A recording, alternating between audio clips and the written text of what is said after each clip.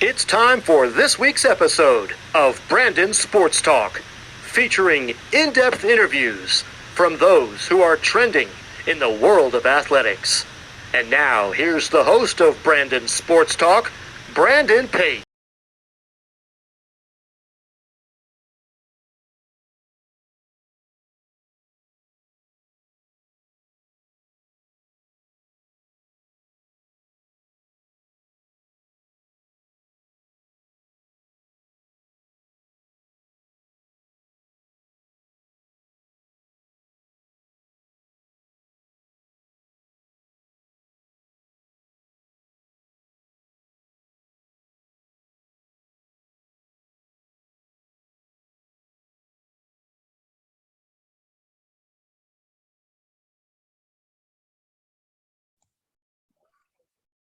Welcome back to Brandon Sports Talk. In today's episode, I have the privilege to interview the UNCG's head men's soccer coach, Coach Christopher Richard. How are you doing today?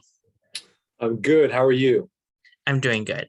Can you talk about how you knew that you wanted to get started in coaching men's soccer? Yeah, I think it started when I was a player. I wanted to be a professional player, so I wanted to ride that wave as long as I could. When I was a player, I was always in like leadership type roles. I was always interested in the tactical side of the game, why coaches did things, why they didn't do things. I always questioned decisions. So I just put myself in. I guess I had the mindset of a coach when I didn't realize it, and then when it got to a point where the whole coaching thing was going to be a better pathway for me than being a player, because I wasn't that good of a player. I was a good player, but not good enough to kind of reach the highest level of the pro game. I started coaching. And then at first, even when I started coaching, I didn't realize I really wanted to be a coach until I was a coach. Then I started doing it, and then here I am. What was your time like playing at Barry? Yeah, it was an incredible experience. I was one of 4 or 5 American players early on. It was a very diverse roster, older guys all over the world. So at the time, I came from Tampa, so I was only around a lot of like-minded people or people from different similar ways of life. And it was incredible because Miami is like a melting pot. And then you bring in this men's soccer team of 20 different countries. It was incredible. So I wouldn't replace it for the world. It was a great experience. Learned so much about different cultures and different foods and just different beliefs. So it was a really good experience for me. What were some of your accomplishments at Barry, and what was it like putting on that jersey? Yeah, accomplishments. We probably the best couple of years were my freshman and sophomore year. We were NCAA tournament appearances. Us and another school called Lynn University were the 2 top teams in the conference at the time, so we were very good. So I would say the biggest accomplishment was competing in NCAA tournaments and going game by game at that level. Individually, I was all conference, so that was pretty cool. That I had some individual accolades and did well as an individual player. But my junior and senior year, we were good teams, but we weren't high level. It actually got better when I started coaching there. But early on, my freshman and sophomore year, we were quite good. What was that experience like? As you said, you coached at your alma mater. What was that experience like coaching at your alma mater? Yeah, at first it was difficult because I was a young coach in a grad assistant role that knew all the players as teammates and as friends, and I used to be social with them. So that was a challenge, and I probably didn't always handle myself the best as a 22, 23-year-old. But it's the place that gave me an opportunity. My boss at the time, my coach Steve McCrath, believed in me and gave me the opportunity to coach at a young age, and I wasn't ready for that role. I wasn't ready for to lead anybody really, but I grew a lot during that time, and it was awesome. I was there for 4 years. And we got better each year. We won conference championships. We were competing in the NCAA tournament pretty much every year. So we had a good group. So it was very exciting. What was it like going to Florida International to become the assistant coach? Yeah, good. High level Division I program. I was Bears Division II program, so FIU is kind of my first shot at being a Division I assistant. I was only there a year, But my experience was good. You were able to recruit higher level players. I was able to work for a guy named Munga Eketebi. That was an incredible human being. The other assistant coach on the staff was Matthias Sasori, who's now he runs the academy at FC Dallas. So I really enjoyed it. It was a great 1 year short stint, but I really enjoyed it. How is it like getting into the ACC to coach first at Virginia Tech? Yeah, ACC is the cream of the crop in college soccer. So, I wasn't looking to leave FIU, but the opportunity to be in the ACC was a no-brainer for me. So I actually took like a volunteer type role where I was getting paid, but like through camps and club, and I had to grind a little bit. But the opportunity to be a part of a high-level program at Virginia Tech was huge, and that was kind of the first step into furthering me in my career at the highest level, right? But it was good. Virginia Tech was a good spot. We did okay as a program, but in terms of the experiences I got, they were all high level. How was your time like first as overseeing the scouting and recruitment at Virginia Tech, as that was your first time? Yeah, it was great. I was able to do the opponent analysis and the scouting for opponents and all team videos. So I had a lot of time in front of players. So not only was I breaking down videos, but I was calling opponents about other opponents. So I was able to network a bit in that way. But also the biggest part was I got comfortable speaking in front of groups and speaking in front of players as a coach. And as a young coach, that's huge, right? Because you gotta make mistakes and you gotta learn how to speak in front of the team, in front of your boss, in front of your peers, in front of the players. And that was kind of my first experience really doing that at a high level. I did at Barry, did at FIU, but ACC is another level. And then recruiting, I was heavily involved in all aspects of recruiting, so that was really good. What was it like in 2014 and 15 going to UNC to become the assistant coach there? High level program. Chapel Hill is in my opinion a top 5 college soccer program. Incredible place.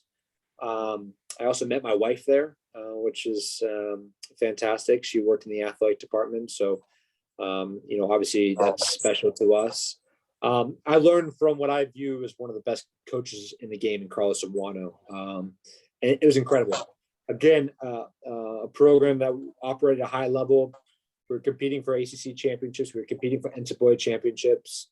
We were playing high level. We were recruiting high level players, and I just got to learn how to operate the highest level. That was a big step up from Virginia Tech in terms of how the program operated, how they competed. It's just another level. But I learned a lot. I learned a lot by mostly watching versus doing. But it was a great experience just to watch some of the best do it.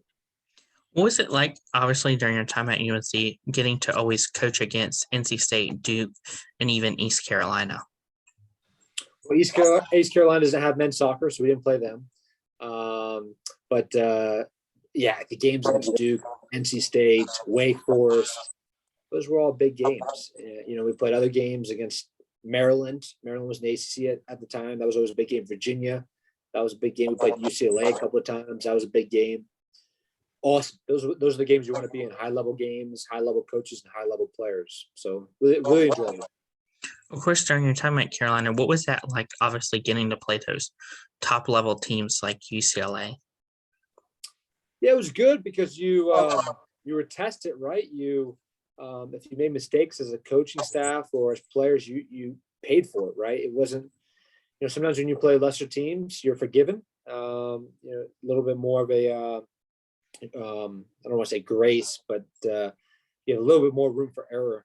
Here at that level, you didn't. So again, you want to be competing against the best. You want to challenge yourself every single day, and certainly in that environment, I was challenged. I was challenged by my boss, by my peers, and we were uncomfortable every single day.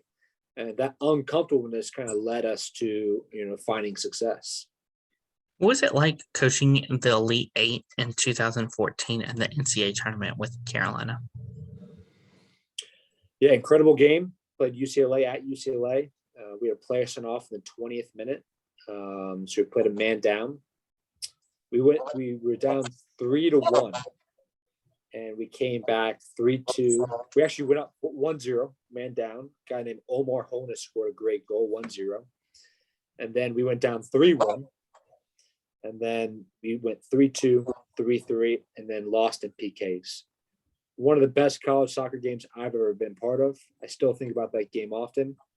We got screwed by the referee, but even with that, we overcame that adversity and did very well to put ourselves in a position to win the game. We actually had, I think, the fourth or fifth penalty. We had a chance to win it, and we missed. And we would have gone to the Final Four, which was in Cary that year, Cary, North Carolina. But high-level game. There's all the players in that game from UNC and UCLA, they're all like pros. So a lot of cool memories from that game, but obviously a lot of ended very poorly for us because that ended our season. What was the transition like from going from UNC to across town to Duke? Crazy. Rivals, right? So I'm one of the few coaches. There's a few others, but I was one of the few coaches that left Carolina to go to Duke, or vice versa.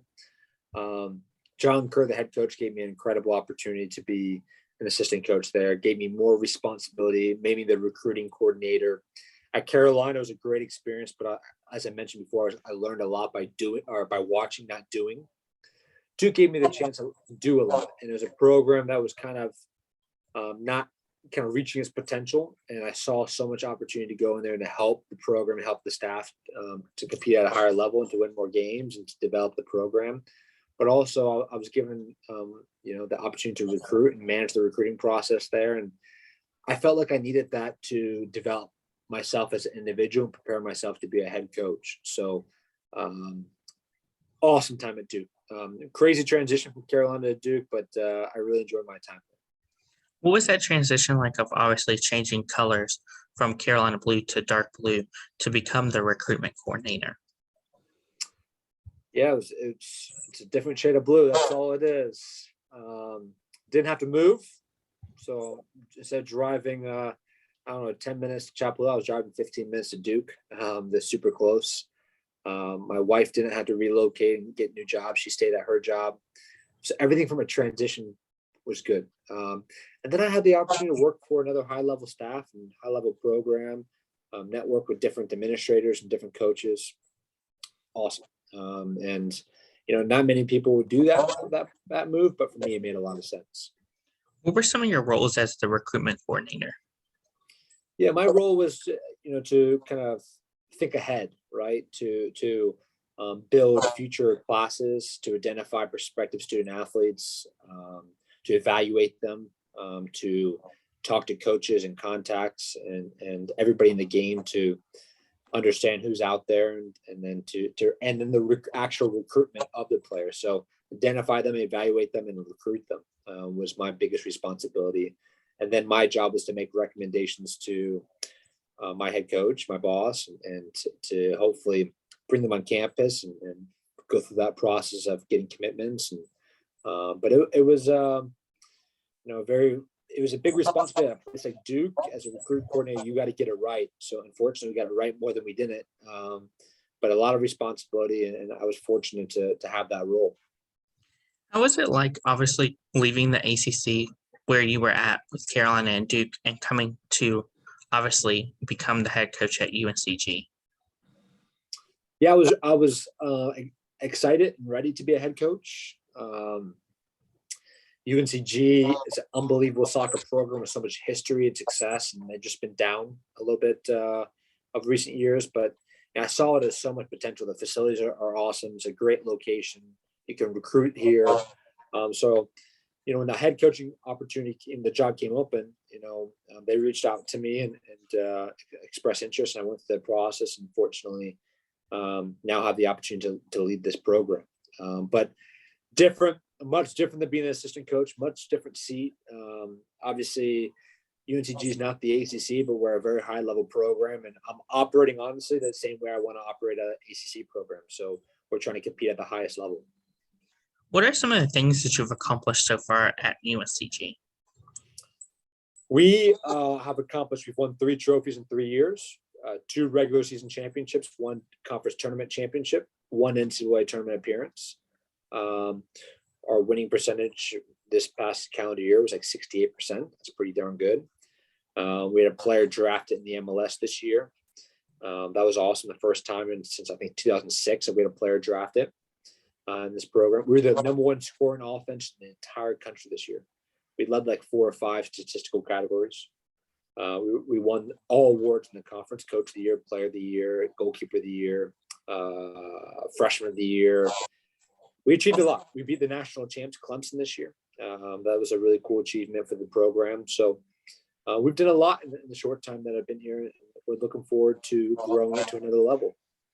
What was that like, obviously, going to the NCAA tournament for the first time in program history since a while ago? Yeah, it's the first time. It's the first time like a decade. So UNCG experienced so many NCAA tournaments before that. Had just been a while. Absolutely incredible. What a moment for the guys. We put so much into it. A lot of sacrifice and hard work, and to get the opportunity to win our conference tournament and to go to the NCAA tournament, it was special. We did it on our home field, in front of our fans, in front of our families. So incredible moment for sure. Of course, what are some of the typical game day routines and rituals that you have? The only ritual I have from a personal level, I like to our pregame meals at 3, so 4 hours before the game. So I typically don't eat lunch at noon. So what I typically like to do is get a workout in the morning, then I go eat a pancake. I go to this place, a local shop, where I'll eat a pancake and come to the office early and kind of focus on other things that aren't related to the game. Because by the time you get to game day, everything's already ready. You're prepared. The preparation's done. Just getting your head right and getting ready for the game. So I'm not one for superstition or rituals, but those are a couple of things I do. Who are some teams that you face in your conference? Play Furman University, Mercer, East Tennessee State, Belmont, VMI, and Wofford College. I think I named them all. So smaller conference, 7 schools, and Belmont left this year, so now we only have 6. We have more than that, but those are the only sports that sponsor men's soccer. What is it like, obviously, getting to play those teams that are so close, like Vermont? You like VMI, you mean? Mhm. Yeah, Furman. All those schools are within like a couple hours. Mercer's 5 hours, VMI's 3, Wofford's 3, Furman's 3, ETSU's 3. So they're all like regional. So it's cool. Kind of creates some very good rivalries between the conferences and the schools and the programs for sure, since we're so close. Of course, who are some of the non-conference teams that you play? Like, do you still play Carolina and Duke? Yeah, they're not playing us right now. Unfortunately, we're trying to play them, but they haven't agreed to play us. But next year, we're going to play Louisville away, Clemson away again. We're playing VCU, High Point, Campbell, UNC Wilmington, Coastal Carolina, Winthrop. Those are some schools to name. We're talking to a school called Missouri State right now. We're trying to schedule. So we're trying to schedule a really good non-conference schedule to balance out our conference schedule. What is that going to feel like, obviously, to play Clemson, a non-conference game that obviously you saw in the championship? Yeah, it'll be intense. We beat them this year, so I'm sure they'll be ready to play us. High-level program, high-level staff, incredible facility. It'll be a very difficult task for us, but we beat them this year. Even though they won the national championship, we're going to go in there with the mindset that we're going to beat them next year. So it'll be difficult. It'll be hard. We'll be humble and through the process and preparation and detailed, and hopefully we can get them at their place. Of course, if Carolina and Duke obviously agree to it, what is that going to feel like for you as a coach, knowing that you coached with them, that you get to now coach against them? So I played UNC my first season. That was cool. I try to separate myself from it, and it's about the players and about the team. So if I'm thinking about those kind of emotions, I'm probably not focusing on the task at hand. But of course, you want to play high level teams and good people, and all those guys are good people. So I would certainly relish the opportunity to compete against them. But it's not about me, and I try not to focus on those kind of emotions. What does the recruitment process look like for prospective student athletes looking to play college men's soccer?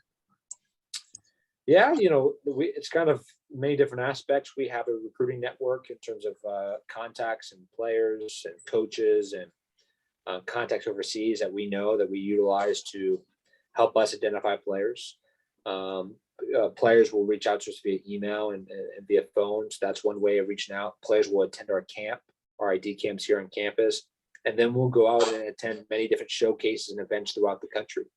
So it's a combination of utilizing our network, utilizing the people that reach out to us that show interest, and then just go into events and go into games to identify players. What are some of the things that you look at as a head coach in these prospective student athletes? Well, it's all about our game model for us. So we're a possession-based team, a team that wants to have the ball. So we need players that are super comfortable and super technical enough to be in possession. Guys that are competitive, uber competitive is one of the qualities that we want. Kind of blue collar, hardworking.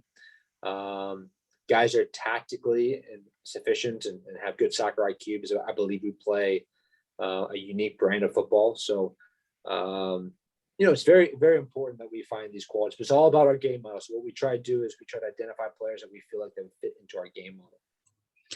Of course, what does the official visit look like on the UNCG's men's soccer side? Yeah, we would typically bring a player in for 24 to 48 hours. You're allowed 48 hours. They typically watch the team either practice or compete in the game, meet with the staff, meet all the support staff, everybody involved in the program, like athletic trainer, academic support, strength and conditioning, nutritionists, our entire staff. We usually get a meal, lunch, or dinner. They usually stay with the players. So we try to give them a full circle experience, campus tour, try to give them a full circle experience of what it's like to be at UNCG. Of course, as head coach, what is it like seeing those recruits obviously get to put on that royal blue and yellow jersey to see if they feel at home in the UNCG colors? Yeah, navy and gold, navy, not royal blue, but navy and gold. Yeah, it's awesome. The guys have a lot of pride in it. We try to get them some nice gear, and but every time they can put that jersey on, it's a privilege for sure. So they have to represent it at the highest level. What advice would you give prospective student athletes looking to play college soccer? I would say it's not for everyone. It's for the guys that are different, the special people, because it's a grind, it's a challenge. It requires a lot to manage the academics, the social life, and the soccer side of things, or just sport in general. So you have to be ready to embrace the grind, the hard work, the challenges, adversity. But there's an opportunity for everyone, and there's a school for everyone, and there's many different levels. So I'd always encourage people to look at whatever's the right fit for them, but be ready to embrace the grind, because you got to be different. You can't be the norm. What advice would you give those college soccer players looking to go play in the MLS or even represent the United States and play for the U.S. men's national team? Oh boy, those are very hard. It's very hard. You got to challenge yourself every single day. You got to focus on your individual development. You got to be so singularly focused on what it takes to be a pro. You got to live that professional lifestyle every single day. And it's not just on the field. It's how you operate.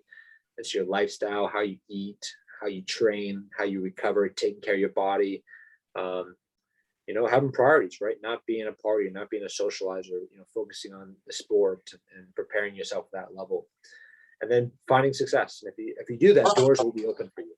So we had a player this year that was drafted by Vancouver. He's there right now at preseason. He was here with us 2 years as a sophomore, and then gets drafted because he competed and developed and got better every single day, and did well with the opportunity that we gave him, and now he has an opportunity at the highest level. That's so amazing. What advice would you give future college coaches looking to get started in coaching college men's soccer? Yeah, my advice is similar to what I would say to players. You better embrace the grinds. A lot of long hours, a lot of hard work, and sacrifice along the way. It's an awesome profession, but it's not for everyone. And then two, if you're looking to get into it, network as much as you can. Pick up cones anywhere you can. Learn from anybody as much as you can. Be humble. Be open to different ideas. Don't act like you know it all.